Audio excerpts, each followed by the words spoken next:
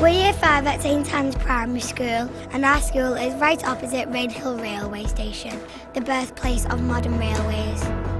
Not 200 yards from your school was the world's first intercity railway. Wow. This year it's 190 years since Rocket won the locomotive trials at Rainhill. And it brought the railway straight through Rainhill. Our class wants to know more about this. This map shows the railway. And now we are going to share the story with you. What happened here actually changed the world. It's a story of competition, invention, money, And catastrophe. So all aboard and enjoy our look at how Rainhill was part of the story that changed the world.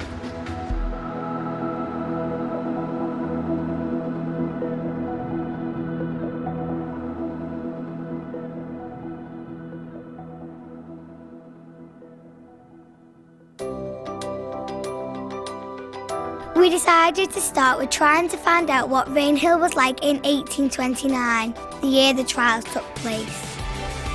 Well, before the railway came to Rainhill, there was no village as we know it today. There was a small cluster of houses at what we know as Kendrick's Cross today, and another cluster of houses at Rainhill Stoops. In between those two, there were a few cottages on either side of what was the Turnpike Road. We started by looking at old maps and documents that belong to the Rainhill Civic Society. Yes, well done. Yes, it is. Yeah. We're looking at the area we now know as Rainhill. It's about 200 years ago, before the railways, and it was a farming community. Everything was around agriculture. There were around Rainhill at least 12 to 14 farms. They were both arable farms and they kept animals. Your school's there, and this is what we now know as Rainhill Village. And this corner was called Kendrick's Cross.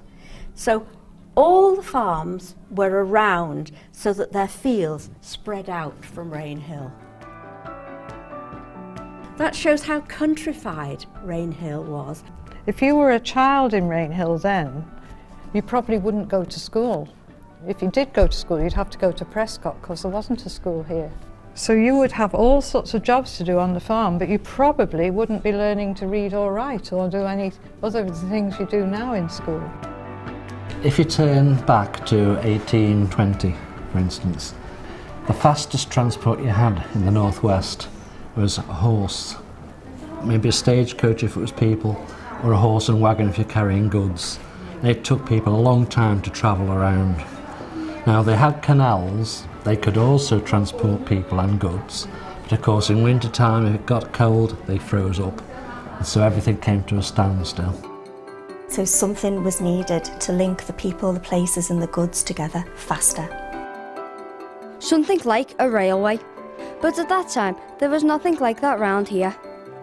So why did the railway come to Rainhill? Well, steam trains have been around since the early 1800s, mainly moving goods around and small numbers of passengers. And so by the 1820s, the world's first railway was being built, linking two of Great Britain's most important cities, Liverpool and Manchester. Liverpool was an important port. Ships brought in lots of things such as corn and timber, and even livestock such as pigs and cattle. Raw cotton was brought into Liverpool from America, and in the cotton mills of Manchester was made into clothes. Stagecoaches took 3 hours to travel between the two towns. So a company was set up in Liverpool to make a railway that could carry goods and people more quickly between the two towns. The businessmen of Liverpool and Manchester had decided that they needed a railway to carry goods between the two towns. But what they couldn't decide was how the line was going to be worked. Most people thought that horses would be essential, but there were others who believed that it could be done by locomotives. In early 1829, two men, James Walker and John Rastrick were sent around the railways of the northeast of England to make a report on whether it's best to use steam locomotives on the line or a system of fixed engines and ropes. The report they wrote couldn't decide on which was best, so the railway company came up with a new idea. Why not have a competition? A prize of £500 would be given to the winner. This became known as the Rainhill Trials. 15,000 people came out to watch, and 5 trains began the test, but most had problems. One was too slow. One was too heavy. One had a horse brake kit. One had an engine fail.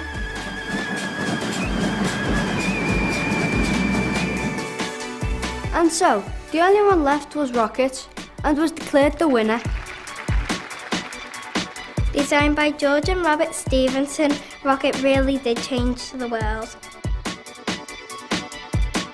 It was reliable, had an unbelievable top speed of 30 miles per hour, and became the template for steam engines for the next 150 years. The winner of the Rainhill Trials on the day, basically the only one that didn't break down. So this is a big tank engine, and basically the train behind me here, Panda, is another big tank engine. They all followed this design, and everyone changed it over the years, but this is the original tank engine.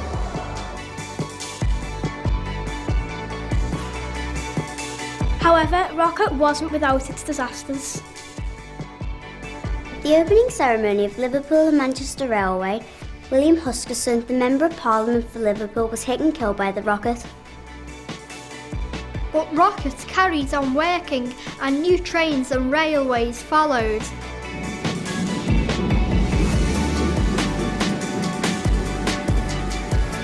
So what George Stephenson designed has stood the test of time for nearly 200 years. They went back to America, to Australia, New Zealand, you name it, right, and they had their own railways. And the vast majority of railways in the whole world, and still are, is 4 foot 8.5 inches across. And that's called Stephenson's gauge because he invented it. He decided on that gauge, and everybody since has copied him. Now the Rocket was designed with exactly the same distance, 4 foot 8.5 inches. So Stephenson designed this gauge because in the old days the stagecoaches and even the Roman chariots that left ruts on the road, those ruts were exactly 4 foot 8.5 inches across.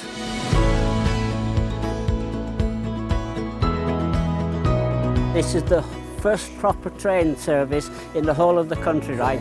And it happened 190 years ago. And just under that bridge, this first bridge, that's where the actual trials took place. Stephenson's rocket was coming up here, and the first marker post for the trials was just under that bridge.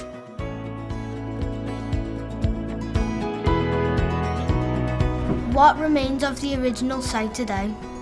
The original site at Rainhill Trials, where the rocket trials took place in 1829, is almost unaltered. The track still exists, the skew bridge across the railway still exists, the station has moved slightly, but again, there's still a station that exists. So you can stand on the station and look a mile and a half that way and about a quarter of a mile that way and think, yes, this is the actual site of the rocket trials.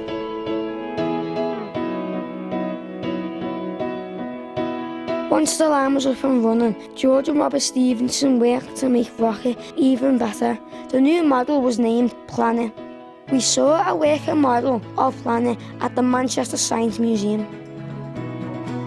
Where we are today is the Museum of Science and Industry, but a long time ago we were a train station, so opened in 1830, and basically cotton would arrive in Liverpool, we brought it to Manchester, off to the mills of Manchester, where it's turned into fabric and thread, and then back on the train, back to Liverpool, back on the ships and off around the world.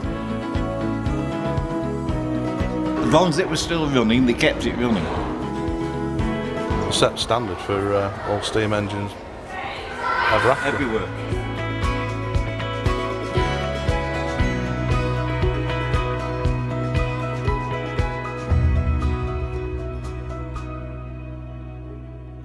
So the Liverpool to Manchester Railway opened in 1830. and within 10 years it had already made a massive difference in Rainhill. So having a railway meant this area was changing fast. Now, if I bring this overlay over the map, what do you think this line is here? It is the railway line, yeah. But once the railways came, just look how many more houses were built. And houses started to be built up View Road and up St James's Road. Instead of the farms got demolished, they weren't as important. Industry came, and we've got foundries, gas and water works. Where there hadn't been a school before, they'd built a church and a school. Rainhill, from being a rural community with scattered population increased dramatically. It looks bigger and more, there's more like stuff, houses, there's more like churches, yeah. There's not just open space, there's more houses and churches and like shop, yeah. That's right. Yeah. Shops are there, which weren't there before. Heavy goods could be carried and offloaded at the station in Rainhill. A big industry in Rainhill was started by a man called John Roby in 1850, and John Roby brought a brass works, so all the copper was brought by ship into Liverpool and then by rail to Rainhill. And Roby's brass foundry continued for many years, at least 100 years. You can see how close this is because this is the platform here and this is Roby's foundry, just the other side of the fence. You can see it actually on the map, that building along there. It enabled people to travel all sorts of distances. The rich merchants of Liverpool could move out from the smoky city to live in the countryside and build their big houses, which you can still see today. And then they would travel into Liverpool by train and then come home at night and be picked up in their horse and cart and taken home. If you were living in Rainhill before the railway, it might take you 6 hours. If you were lucky, you would get a ride on a horse and cart. So you started in the morning and you only get there in the afternoon. It was an absolute revolution insofar as you could have hundreds of tons of goods transported to Manchester in less than a single day. The other thing that happened following the Rainhill trials is that Greenwich Mean Time was established because trains were running all over the country and you couldn't have a train setting off at 1 o'clock in one place and at 2 o'clock in another place. They had to adopt a formal time across the whole country and in effect the whole world. So they chose Greenwich, which is a suburb of London, as the spot where the time at that particular location governed the whole of the time around the whole world and the whole country. What still exists from the rail network from that time? Pretty much everything that existed on the day that the railway opened exists at this moment in time. Some of the stations might have closed down along the route, some of the lesser used ones, but the majority of the stations are still in use today. It provides fast, reliable transport for everyone to travel anywhere at all in the country. Could I add to that, safe as well? Yeah. If you think of transport, that they're one of the safest forms of land transport that there is, and you think every day millions and millions of people worldwide are being safely carried at very, very high speeds. Millions of people use railways all over the world every day. And 200 years after their arrival, they are still a big part of the way we get around. They brought opportunity and development to areas, moved goods and people around faster, and shrunk the world by same goes all time. They really did change history.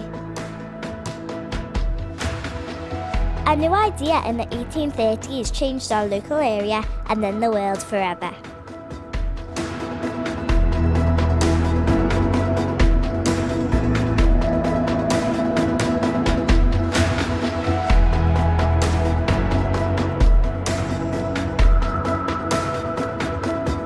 It was all very unscientific and they had many accidents because they didn't have brakes on these things. Can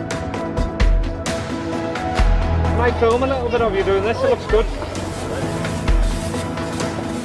Well, there's not on time, watch.